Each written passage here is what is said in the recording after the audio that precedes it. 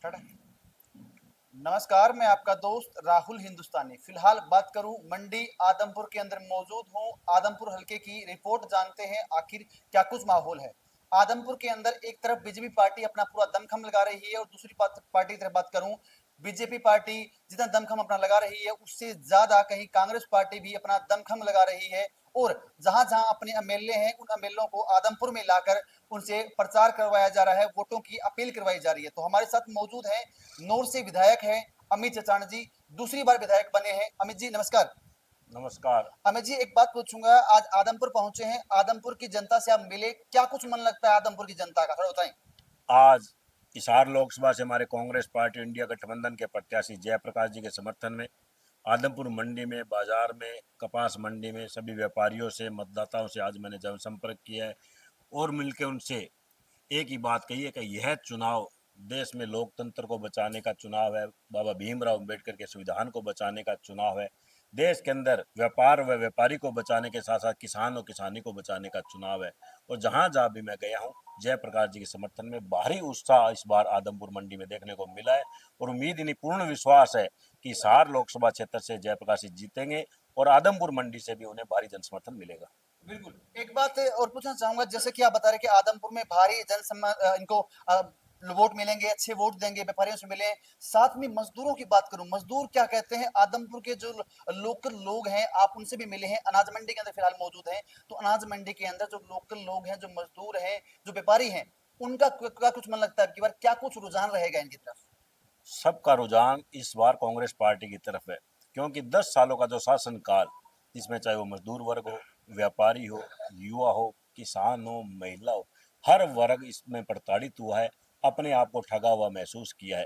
क्योंकि जब जब चुनाव होते हैं, भारतीय जनता पार्टी के नेताओं ने हर बार जुमला फेंकने का काम किया, झूठे वादे घोषणा करने का काम किया। आज जब वो चुनाव में जा रहे हैं, वो ये बात नहीं करते कि हमने जो पहले वादे किए थे कि 15 लाख रुपए प्रत्येक के खाते में आएंगे, काला धनम लेकर आएंगे, किसानों के फसलों के भाव दुगना करेंगे, 2 करोड़ युवाओं का रोजगार मिलेंगे, एक भी बात उनकी पूरी नहीं। आज फिर से वो चुनाव में वही वो बातें हिंदू मुस्लिम की बात कर रहे हैं। कभी कहते हैं महिलाओं के मंगलसूत्र छीन लिए जाएंगे, कभी कहते हैं कि आपकी भैंस चोरी हो जाएगी। इस तरह की बात देश का प्रधानमंत्री कर रहा है, तो आज वो प्रधानमंत्री पद की गरिमा को तार तार करने का काम भारतीय जनता पार्टी के द्वारा किया जा रहा है। इससे आज पूरे देश के अंदर ये माहौल बन चुका है कि ऐसी तानाशाह सरकार को हम आने वाली इस लोकसभा चुनाव में वोट के माध्यम से चोट देने का काम करेंगे और सत्ता परिवर्तन पूरे भारत के अंदर करने का काम करेंगे। बिल्कुल। हमारे साथ मौजूद हैं प्रदीप बेनीवाल जी।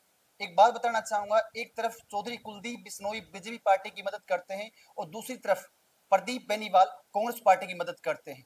दोनों साइड बात करें, बिश्नोई एक बिश्नोई होता है, जो कुलदीप बिश्नोई है वो बिश्नोई वोट कितने खींच पाएंगे, और एक तरफ प्रदीप बेनीवाल जी हैं जो बिश्नोई समाज से बिलोंग करते हैं, ये कितने के वोट खींच पाएंगे।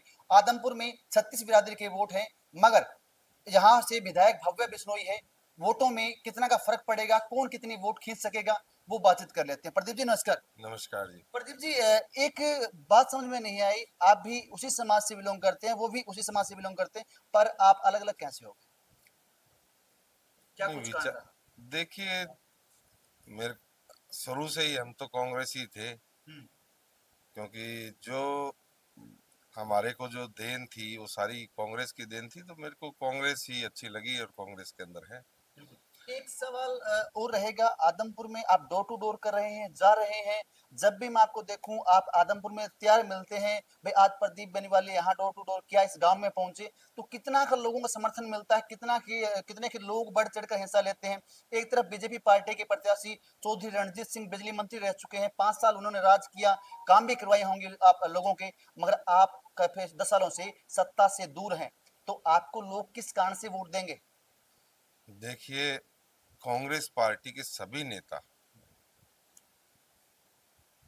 चाहे वो कहीं से भी आदमपुर हलके में कर लो, चाहे सभी हलके 9 के 9 कॉन्स्टिट्यूंसी के अंदर सभी जो वरिष्ठ नेता हैं वो सारे के सारे डोर टू डोर कर रहे हैं। मैं भी इसी कड़ी के अंदर, मैं जब भी जिस गांव में भी जाते हैं, चाहे किसी आदम मंडी के अंदर भी हम एक बार पूरा डोर टू डोर किया है, और अब एक जवाहर नगर रह रखा है वो भी हम करेंगे। मगर लोगों का जितना प्यार, मतलब हम 15-20 लोग स्टार्ट होते हैं और वो इतना काफिला बन जाता है कि 150, 200, 300 ऐसे बढ़ता जाता है। जैसे भी मतलब जिस घर में जाते हैं वही हमारे साथ हो लेते हैं।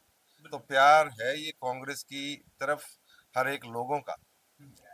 तो बीजेपी के प्रति नफरत है, क्योंकि उन्होंने झूठ आज मजदूर, आप अनाज मंडी के किसी भी मजदूर भाइयों से पता करिए, भी उनकी रोजी रोटी के लाले पड़े हुए हैं, कोई काम नहीं है। तो वो मजदूर वर्ग, चाहे किसान वर्ग, व्यापारी आप किसी छोटे व्यापारियों से पूछो, सारे बेरोजगारी की तरफ जा रहे हैं।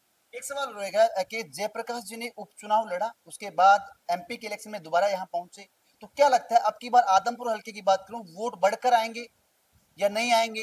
कितने के वोट बढ़ेंगे, थोड़ा बताएं। बिल्कुल बढ़ के आएंगे। देखो, उपचुनाव में भी 52,000 कुछ वोट मिले थे, तो बहुत बड़ी वोट हमें मिले थे। चलो कुछ कारणों से हम पीछे रह गए, मगर अब इस बार लोकसभा इलेक्शन के अंदर कम से कम 20 से 22,000 वोटों से हम आदमपुर हल्के से लीड करके निकलेंगे। तो इन्होंने बताया किस तरीके से फिलहाल आदमपुर के अंदर क्या कुछ बदलाव दिखाई देता है, क्योंकि जो गर्मी की बात करूं, गर्मी बहुत है मगर राजनीतिक गर्मी उससे ज्यादा है। और देखते हैं इस राजनीति की गर्मी के अंदर कौन बाजी मारकर जाता है। कल से चुनाव प्रचार बंद हो जाएगा, उसके बाद 25 तारीख को वोट पड़ेंगे और 4 तारीख को आपके सामने रिजल्ट होगा, कौन जीतेगा और कौन हारेगा। कमेंट बॉक्स में अपनी राय दें। छोटा सा अनुरोध, मैं आपका दोस्त राहुल हिंदुस्तानी, हल्का आदमपुर से।